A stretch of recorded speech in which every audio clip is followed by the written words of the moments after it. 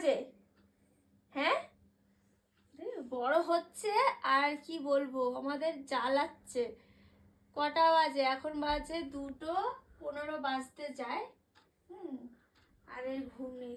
এই যে ও সেই 12টা থেকে শুরু করেছে ঘুম পড়ানো। অনেক মানে রকমের চেষ্টা চালিয়ে যাচ্ছি যাতে ঘুমিয়ে যায় না। সে যে এত দুষ্টু শিখেছে বলার মতো না। দেখো এদের মুখটা দেখা, মুখটা দেখা দুষ্টু। এই যে বুঝেছি